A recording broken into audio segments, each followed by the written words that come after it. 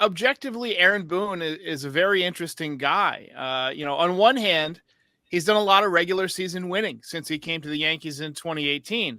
Right. But his teams that have been tested in the playoffs have folded. The front office is the real issue. They believe in their veteran players too much. However, I would prefer a manager who's done a little bit of winning in his big league career. I listened to Joe Girardi talk when he's in the Yes booth, and I'm just like, man, how nice would it be to have that voice responding to some of these questions, that Boone gets asked in the post game. And I think that, Girardi was, I guess, a little bit too much of a disciplinarian with him, and the Yankees front office didn't like that. They like the manager who's going to be a player's manager, who's going to be the best friend, right? And spend extra time and handle guys with kid gloves. But I'm not sure that that's always the thing that drives athletes, right? You have to remember that these guys got where they are by overcoming the odds, right? By showing a certain amount of tenacity to beat out all these other athletes, to outwork everybody to get there.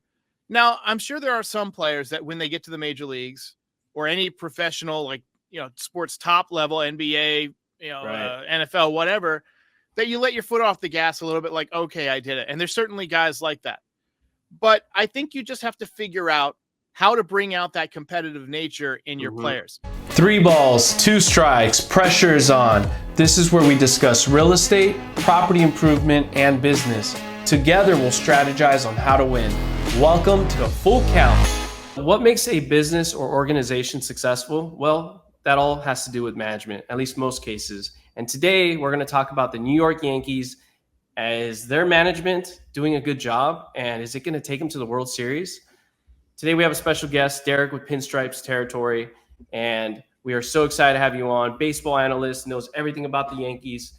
Derek, welcome to Full Count. Appreciate it, guys. Thanks for having me. Yeah, man. There's so much information that we'd love to pick your brain on when it comes to, the talk of the day right now is Aaron Boone and some of these individual players. So what can you say, man? Because for me, sometimes he does a good job, and then other times, kind of falls flat. I think you nailed it, man. I mean, objectively, Aaron Boone is a very interesting guy. On one hand, he's done a lot of regular season winning since he came to the Yankees in 2018. Right. But his teams that have been tested in the playoffs have folded. The Red Sox beat him, the Rays beat him, the Astros beat him a couple of times. We've had some communications issues. Harrison Bader didn't know he was batting leadoff in a playoff game. Luis Severino didn't know what time a game was starting. Things like that. Mocking umpires, leading the major leagues in ejections year after year. The players seem to love him, right? And the Yankees organization seems to love him. They keep bringing him back. But I think to a certain degree, the front office is the real issue. They believe in their veteran players too much. And I think that, guys like DJ LeMahieu or, in previous years, Aaron Hicks and so forth, that Willie Calhoun can bang. That's an Aaron Boone thing. But, to a certain extent, these guys are forced on him and he has to play them. But I think he does the best with what he's working with. However, I would prefer a manager who's done a little bit of winning in his big league career. I listened to Joe Girardi talk when he's in the Yes booth, and I'm just like, man, how nice would it be to have that voice responding to some of these questions, that Boone gets asked in the post game. And, even if you've won in the past in the big leagues, it's no guarantee. I mean, we just got done playing the Rangers. They have Bruce Bochy, who won 4 World Series championships, but he doesn't have the Rangers, who have a pretty great, team on paper, performing at the level that they probably would expect to. So, I think to a certain degree, it's also just the players themselves, right? The players have got to perform. There seems to be a lot of guys who are very comfortable on the Yankees right now. And look, if there's one thing I do like about Boone, he has his players' backs. He takes the strike zone seriously, and is not afraid to get ejected to try and sway the umpire into, making some better calls. But, things like it's right in front of us and the constant platitudes that he gives us are getting frustrating.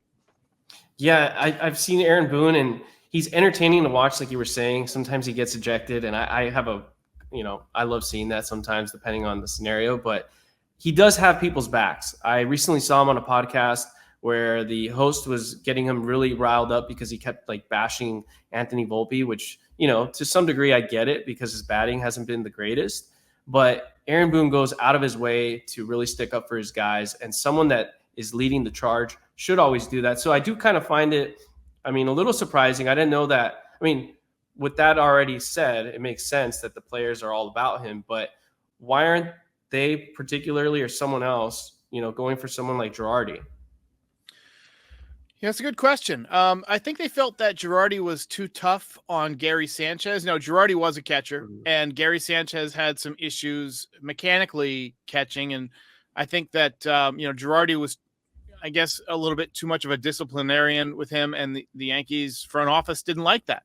They don't like guys who are, sort of that Bobby Knight mentality. Even it was far from being Bobby Knight, but they like the manager who's going to be a player's manager, who's going to be the best friend, right? And spend extra time and handle guys with kid gloves. But I'm not sure that that's always the thing that drives athletes, right? You have to remember that these guys got where they are by overcoming the odds, right? By showing a certain amount of tenacity to beat out all these other athletes, to outwork everybody to get there.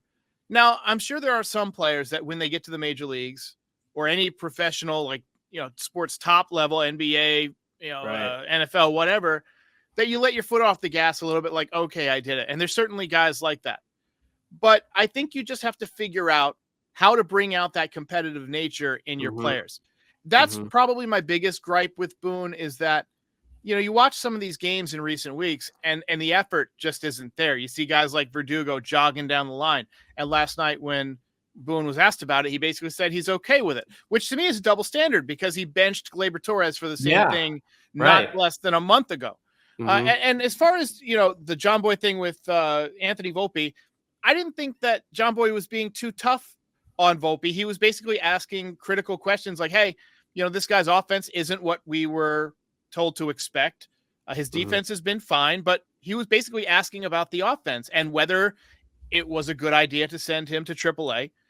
And Boone got very defensive. And frankly, Boone, being in the media center of the world, has got to be able to handle a couple of podcasters better than he handled the guys from Talking Yanks. Right. So, I don't know. I feel like the podcasters are getting a little bit more attention when it comes to sports. So sometimes I think that the gravity of the weight of the situation can sometimes be more than when you're at the field with the reporters. I think it might be a little bit easier to handle them a little bit versus the podcasters that are very passionate and they know the ins and outs of everything. I hear you. Aggression that he, not aggression, that's not a right word, but the level of Boone's protectiveness towards his players, I like that we got to see that from him, but I think you make a good point. If he was a little bit more on top of his own players like that and was less of a friend, I think that would really go a long way. Because Johnny Damon, he said some great things, although he was, a bit tipsy on the field at Old Timers Day, but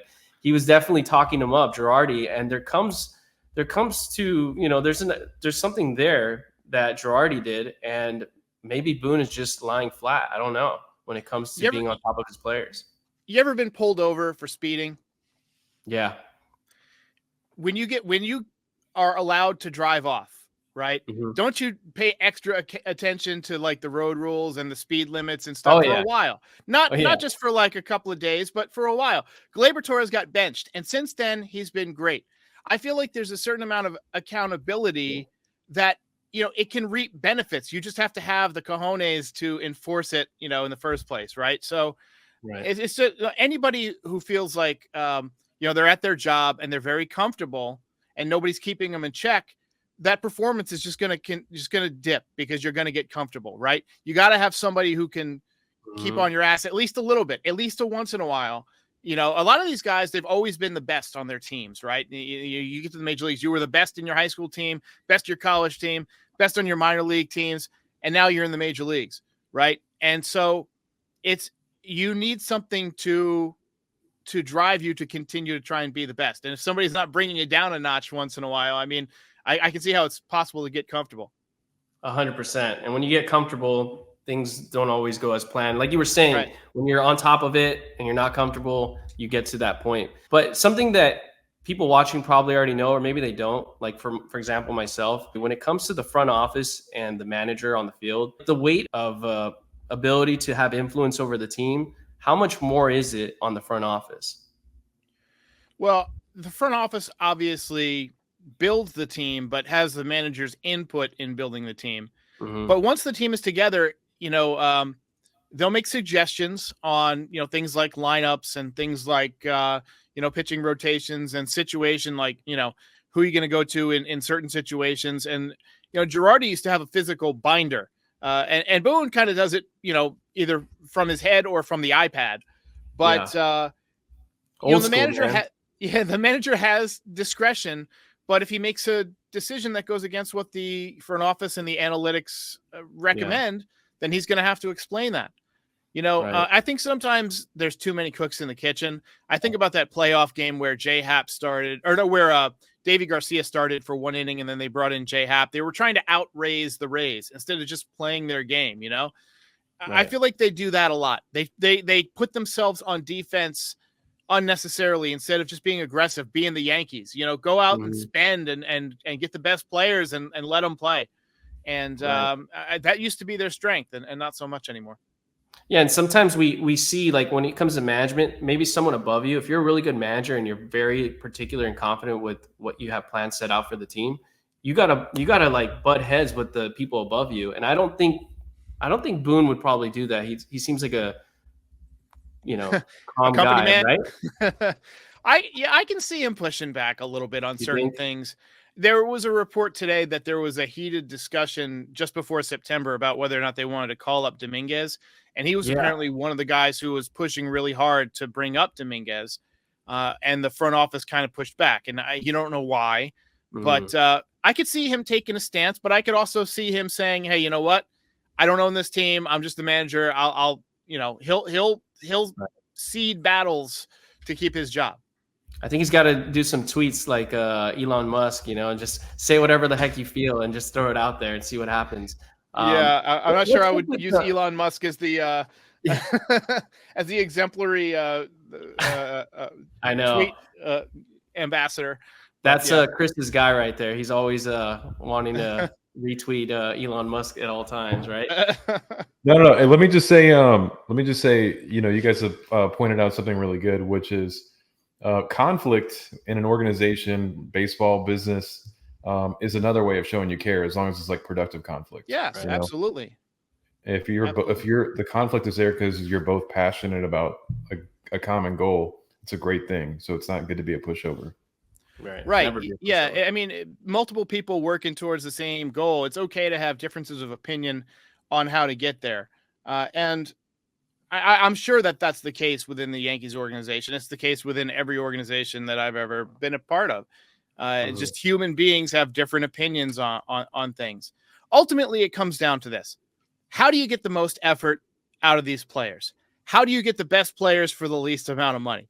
And when's the right time to spend big on players that are available versus trading for somebody and so forth?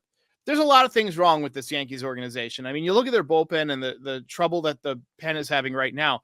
Where are our internal guys? Where's our Dellin Betances? Where's our Mariano Rivera? We don't have these guys that we're developing anymore. It's all these guys that we've gone out and traded for. A lot of them have been DFA'd multiple times, and we're trying to find some, analytical thing with some pitch that they have. Well, if you throw your slider to this specific location every time, well, then your hitters will hit 187. And it's human beings just can't do that. So I think the Yankees need to work more on developing players in their system and then giving those players a chance to pitch. They just traded Jack Neely to the Cubs as part of the Mark Leiter deal. And he's a guy who was tearing up the minor leagues as a relief pitcher. Why not give him a shot? He's like 6'8". He throws really hard. Why not give him a shot? I don't think they're going to get rid of Clay Holmes, though, right? He's a free agent after the season. Well, he's getting rid of him. They're not going to get rid of him because not get rid of him, but not have him close, and especially as we get to the World Series. So not get rid of him. Well, yeah. So Boone said yesterday that he's going to be more creative with the role, right? He's going to, and that basically means closer by committee. And the rule is if it's closer by, if you have many closers, you don't have any closers. That's the rule, basically. It's like if you got more than one closer, you don't have a closer. The Yankees don't have that guy to go to. So backup plan is throw spaghetti against the wall and see what sticks, man. See like who can get the job done. You'll probably see Jake Cousins get some opportunities. You'll probably see Tommy Kahnle get some opportunities. You might see one of these starters, whether it's Luis Gil, whether it's Clark Schmidt, come back. Now, I think about Clark Schmidt. He's one of these guys who is absolutely brutal on opposing lineups one time through the order, right? He would go, and sometimes 2 times through the order, right? He'll go 3 innings, almost always perfect baseball, just looks great. 4th and 5th, he'll run into some trouble. 6th inning, he gets pummeled. That's kind of how it's been in his career. I could see them putting him in the bullpen and saying, hey, get us 5 outs, get us 6 outs every night, right. And maybe even extend him before you do it. Give him an extra 2 years on his contract, so that way he's not worried about putting his health at risk by going out there and doing something that he hasn't done very much. But he's somebody who's very, very effective the first time hitters see him because he's got such a good curveball. He's got a little bit of a hitch in his delivery. I think he would be phenomenal as a relief pitcher. Problem is, you also got to have great starting pitching in the postseason, and he has been one of our more reliable starting pitchers before he got hurt. So it's tough decisions. I'm glad I'm not the one that has to make them, but if Boone gets him wrong, he's gonna feel the wrath of the fans, I'm sure. And if he gets them right, they'll say, well, you should have got it right. We got a $300 million payroll. So what are you gonna do? If you were in Boone's ear right now, what do you think? What would you do to get the Yankees to win the World Series, or at least almost get there? I would experiment with Luis Gil in the bullpen when he comes back. I would experiment with Clark Schmidt a little bit in the bullpen, and just see who you can get out there that gets swings and misses. I would send Verdugo to the bench, and I would call up Jasson Dominguez to play left field. I switch agree. Hitter, hit him in the middle of the order.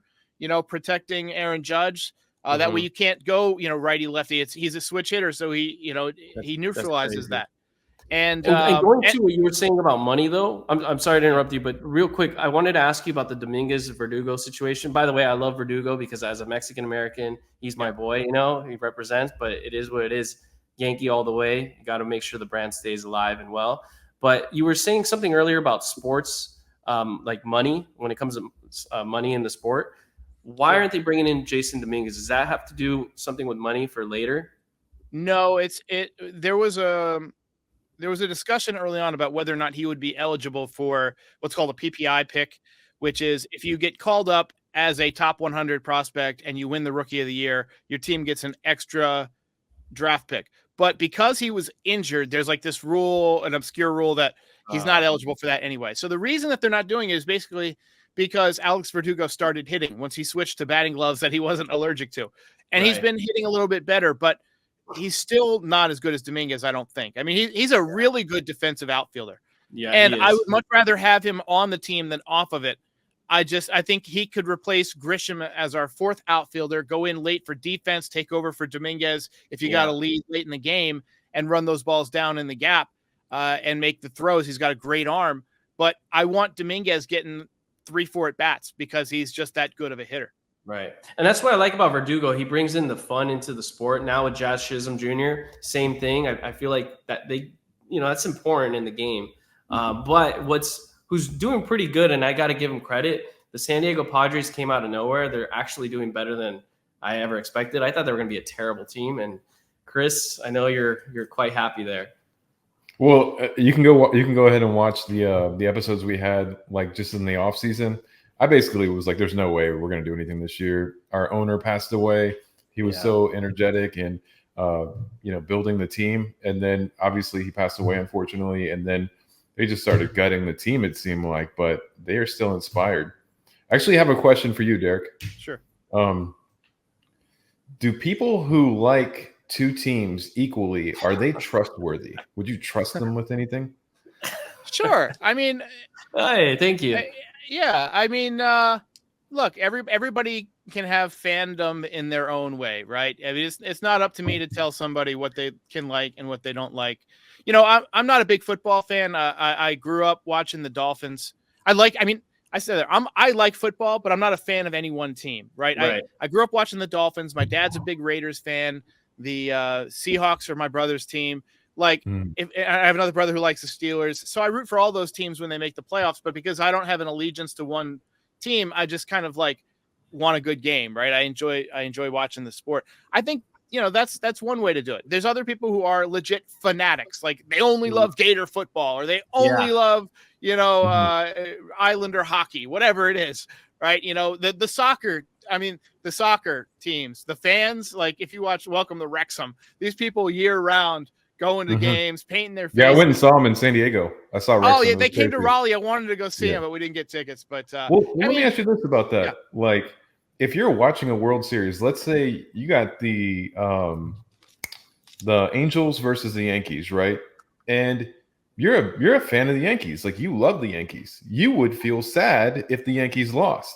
If someone is a fan of both of those teams, they're going to be happy when the Yankees lose. You can't be a fan because of that. No, why don't you direct the question at me, though? If that was a scenario, I'm talking to him. I talk to you all the time. I would go for the Yankees. I would go for the Yankees. I think if two teams that you like are playing each other, you got to pick one. And there's this old rule that if you can't decide which one you want to pick, flip a coin, and when it's in the air, you'll know which one you want. So that's one way to handle it. That's a good way to handle it. I was just gonna say Andrew's married, and that makes me worried for his wife. Who said he's got two teams? He's got to pick one. You're a fool, dude. So let me tell you why I have two teams. Okay, number one, as a kid, I grew up loving the Yankees because Babe Ruth, childhood, all that, and then the patriotism behind it. Being a Yankee Revolutionary War. That's the main reason why I like the Yankees. Ever since I had that in my mind as a kid, I love them all the way through, even today. Angels, they just happened to be in my backyard growing up. So I said, well, if I'm going to go, I can never really go to the Yankee game as a kid until, several years ago, I finally went to New York. I might as well root for the Angels. That's my take. But Derek, I know we don't have too much more time with you, but real quick, why do you like the Yankees, and what is your probability the Yankees will actually win the World Series? So I guess two questions. Sure. Well, first I want to respond to your comment about liking one team and also rooting for another team. I think that's different than being a fan. You're a fan of the Yankees, but you're also proud of your city, right? So you're rooting for your city and trying to experience community, which I think is a different thing, but also equally worth rooting for. I'm a Yankees fan because I had three older brothers and a father who are also Yankee fans, and I was the youngest, obviously. So when I was 4 years old, I got a Yankees jersey for my birthday and a little Don Mattingly baseball bat. And my brothers were always watching the game. So that's just what we did at night. We watched the Yankee game. So I haven't missed a game. Well, I shouldn't say that. I've missed maybe 5 games since 1992. Wow, that's it? Yeah. So I remember when I was in college, the games were not available on TV, but they were broadcast on the radio. So I used to go sit in my car for 3 hours for every single Yankee game during the season when it would be, April or May, and I'd be rounding out classes. I'd be studying, and I'd be in my car studying, listening to the Yankee game because I didn't have a radio that could get reception in my door. And so, so, and why will they win the World Series? Well, it's kind of a probability. I'm not a math guy. It's not great. But it's not great for anybody. I mean, there's a lot of teams that are Dodgers. I thought were going to do well. Dodgers are getting healthy. They're getting Yamamoto back on Tuesday. Glass now, coming back. They're looking good, but the AL is up for grabs. I mean, the Astros have been really good, but they just got swept by the Reds. The Orioles have been trying to give the Yankees the division for the last few months. So, I mean, I'd say the Yankees' chances are better than they were in 2022 because the Astros aren't going to be as good. So I could see them doing better than getting swept in the ALCS. How's that? I can see him going, at least making a decent ALCS out of it. I like that. Okay, that makes me feel a little bit better. Yeah. Awesome. But I could also see him getting bounced in the first round. So, Yeah. Honestly, I'm a little bit concerned because of the bullpen, but, we'll see what happens. The Angels are definitely not getting there. So definitely going all the way for Yankees. So we'll see what happens. Maybe you can just get a third team and you'll be taken care of. Maybe I'll get the Dodgers now. Yeah. Who knows? Padres, though, they look good lately. The Padres, yeah. Yeah. Can I say, so I bought a place in San Diego. So for a moment I was like, and I still own the place right now. I was like, I did buy a Padre hat, so.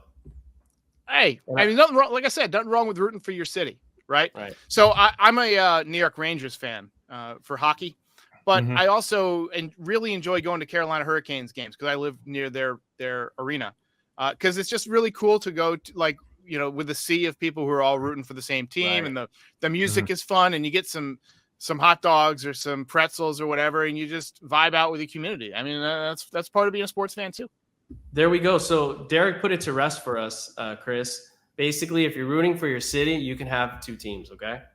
All I got from that is if you're a Yankees fan, you can have a lot of different teams. But no, seriously though, I'm going to Asheville next weekend. Is that are you familiar with Asheville, Carolina? Oh yeah, it's about a 3 or 4 hour drive for me. It's up in the mountains, so Mhm. if you're driving there, you're gonna have a nice windy road up the mountains, which Mhm. some people like. I personally freak out, but there's this little cabin that my wife and I went up to in Asheville not too long ago, where it's like pet friendly, and it was just really peaceful and quiet and stuff like that. And there's this one that I stayed at maybe 10 years ago.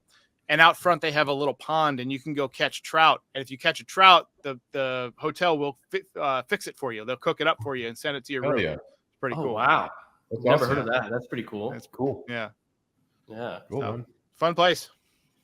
for sure. Yeah, I'm going to a cabin in December. I'm going to go see Chris at his new house in Atlanta. So I just moved to Atlanta. So should I become a Braves fan or not?